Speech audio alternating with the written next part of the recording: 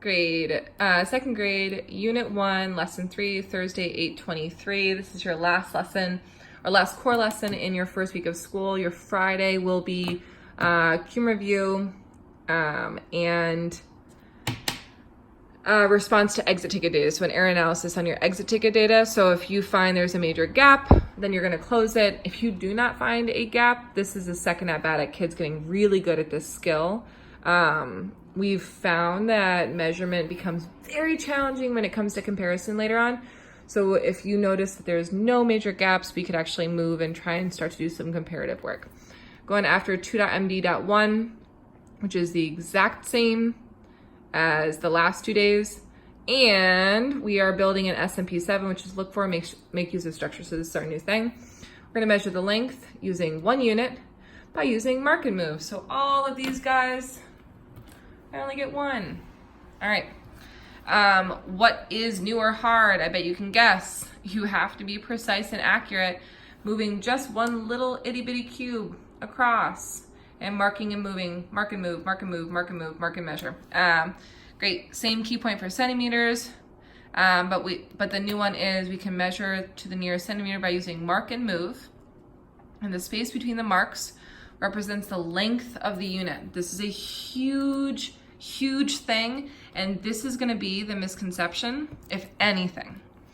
When we mark and move, we place 1 unit over and over again, iterations, to find out how long an object is. We can determine how long an object is by counting the number of units from endpoint to endpoint.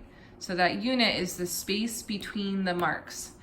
And amazingly, in 4th grade, the space between the marks, fraction-wise, is one of the hardest things that kids have to deal with. This is an interesting exit ticket, mostly because when you measure this baby, do you start from the diaper and then go to the tippy top of their hair? Foot? I don't know. I don't like this and would be totally fine with you changing it, because when you measure a human being, it's usually normally from toe to head. So you could do that, and it becomes very challenging for kids because you have to mark out. Baby's also weirdly clenching its fists, so I don't know, I'm having some feelings about it. Mark and move. This is a much stronger poster. And I think that this is what I was looking for in the last 2 days, and I'm quite, like, this is really strong. You can make it even better. Less words is always the answer. Again, it's a game intro. The steps of your game. Step 1, how long?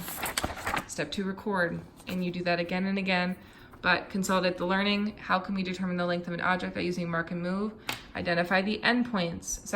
Identify the length, identify the endpoints, and then place my unit down, mark and move, then count the spaces or the units. Okay, this is good. We use our own tool, but whatever tool you want to use that helps you capture student data, I'm down for. All right, I'm gonna model the way that I would both teach the game and the way I would teach you to do the math. So first things first, this is my length, this is my length, this is my length. And like I did with the last couple of videos, I can use tools around my house to talk about length and width. The length of the plant is the height of the plant. Window, like whatever you want to go after, but kids need to see real life things. I'm gonna start by marking my endpoint, endpoint 1, endpoint 2. I think it helps me. And then it's gonna be really hard to hold a phone and do this. Okay. So I am placing my tool at the end, and then kids will have the ability to actually use their hands on this, but I'm marking and then moving, lining it up.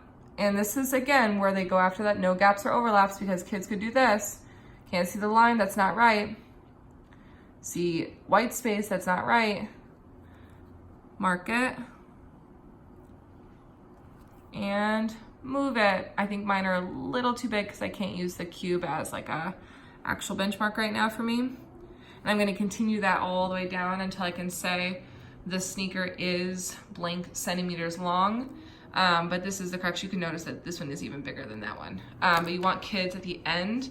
Again, remember that misconception is them counting the spaces between instead of the lines.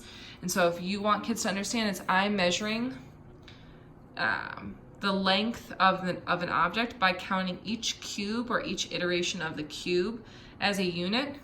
1 unit, 2 unit, 3 unit. I've seen people before mark each of these like this, or 1, 2, 3. I think that writing 2 here and 3 here can be confusing. This continues on and on. Please be ready for this right here. So Isaiah measures his crayon using the mark and move. His work is below. He thinks the crayon is 6 centimeters long. Is he correct? Explain how you know. So here's the thing. If you want this to be about, I actually think you should change this. This needs to be about counting the lines instead of the spaces. But right now the crayon is too small. So make the crayon big enough so that it's 1, 2, 3, 4, 5. Because this is what they're getting at, and the lines are 1, 2, 3, 4, 5, 6. That's it. But you need to make the crayon long enough so they're not like, it's too small. And you're like, you're right. Same thing down here. There's gaps and overlaps is the issue here. So these are 2 ones that you can go after that are really powerful.